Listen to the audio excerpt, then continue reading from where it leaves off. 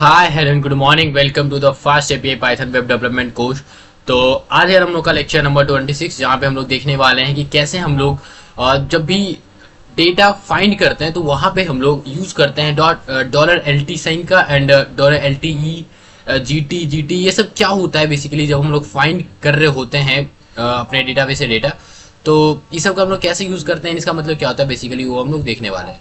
तो सबसे पहले तो यार मैं अपना जो मोंगो डीबी उसको मैं ओपन कर लेता हूँ एंड जो मेरा लोकल कनेक्शन है मैं उसी के साथ कनेक्शन करता हूँ और मेरा पोजीशन एंड जो मेरा कलेक्शन है एम्प्लॉय में वहाँ पे जाके जो मेरा बेसिकली एज है उसको मैं कुछ चेंज कर लेता हूँ, ठीक है, क्योंकि मैंने ए सबको कॉमा दे रखा है। कुछ मैं थोड़ा आगे करके तो मैं कर देता हूँ एंड 552 को नहीं लिखूंगा,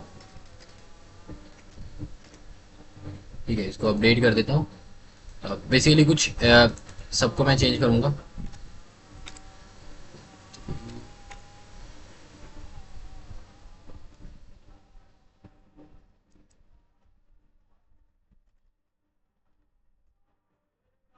एंड अपडेट एंड इसको भी मैं चेंज करूँगा एंड इसको मैं कोई कुछ वैल्यू देता हूँ। बेसिकली मैं सबको चेंज करूँगा क्योंकि मैं सबको जो उस वक्त था मैंने सबको एक ही वैल्यू दे दिया था एंड 25, ठीक है, देन 49 एंड इसको भी चेंज करूँगा एंड इसको भी बेसिकली मैं 82 कर देता हूँ एंड सिंपली इसको मैं अभी अपडेट कर देता हूँ।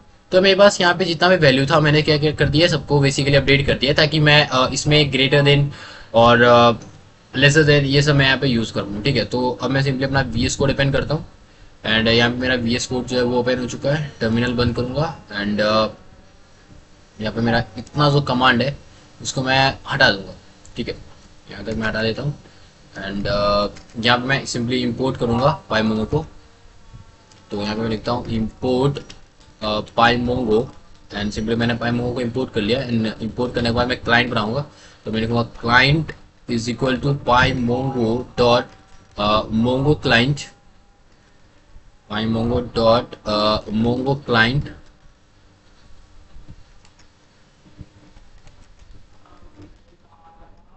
एंड मोंगो क्लाइंट का भी सी कैपिटल होगा, pymongo dot mongo client and यहाँ पे मैं सिंपली लूंगा mongo DB colon slash slash slash slash slash localhost colon 27017। तो ये बेसिकली हम लोग का यार जो हम लोग का मोंगो डीबी होता है, जो हम लोग का मोंगो डीबी होता है उसका बेसिकली ये बोल सकते हो कि लोकल कनेक्शन का ये यूआरएल होता है। तो हम लोगों ने सिंपली इसको यूज कर लिया है एंड क्लाइंट की मदद से सिंपली हम लोग डेटाबेस के साथ कनेक्शन करेंगे।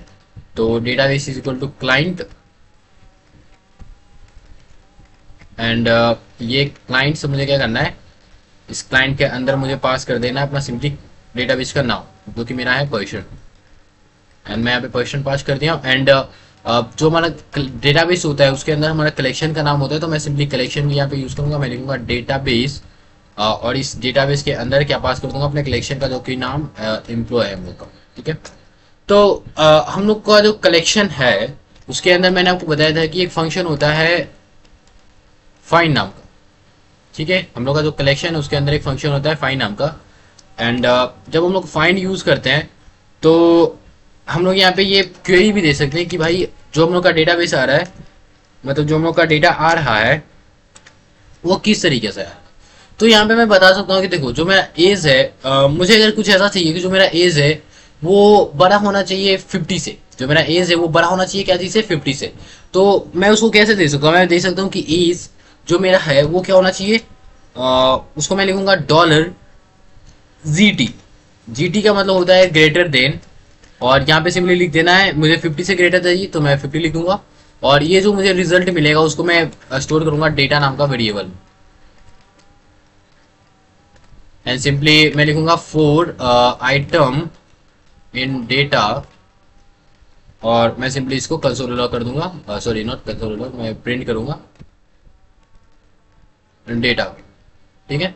और इसको मैं सिंपली रन करता हूँ। मैं टर्मिनल ओपन करूंगा, टर्मिनल ओपन करने के बाद लिखूंगा fast API dev dev main dot py और इसको सिंपली मैं रन करूंगा।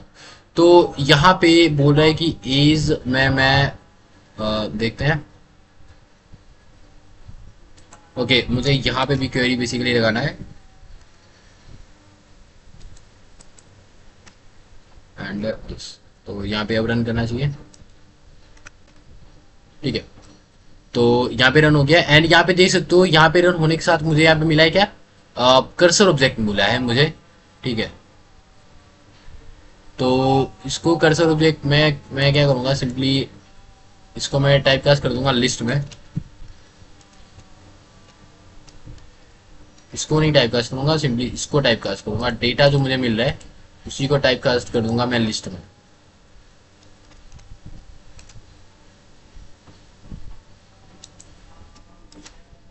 एंड ये देखता हूँ,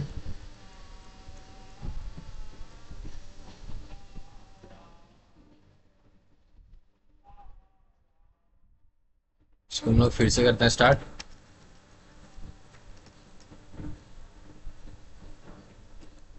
इंस्टेंस को करते हैं बंद एंड यहाँ पे हम लोग फिर से अपना जो फास्ट एपीआई है इसको मैं स्टार्ट करूंगा, fast API dev main dot py and देखते हैं यहाँ पे मुझे कर्सर ऑब्जेक्ट ही मिल रहा है। तो यहाँ पे ही मैं डिक्शनरी में इसको चेंज करके देखता हूँ।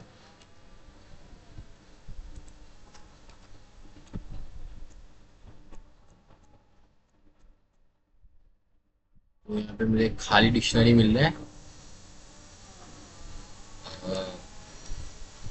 देखते हैं मेरा जो डेटा है उसको मैं सिंपली प्रिंट करता हूँ डेटा को।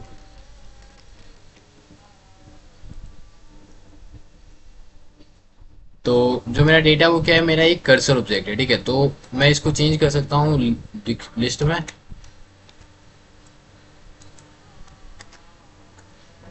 तो जब मैं बेसिकली इसको चेंज करता हूँ लिस्ट में, तो मुझे यहाँ पे बेसिकली मेरा लिस्ट जो है वो मिल जा रहा है। ठीक है, तो मैं यहाँ पे सिंपली इसको कुछ इस तरीके से दूंगा कि भाई इसको चेंज कर दो लिस्ट में। ठीक है, और अब सिंपली प्रिंट करूंगा अपने डेटा को।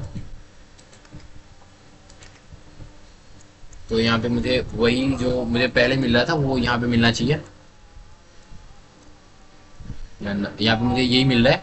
तो अब मैं यहाँ पे मैं सिंपली लिख सकता हूँ कि फोर आइटम इन डेटा। ठीक है, four item in data and print item.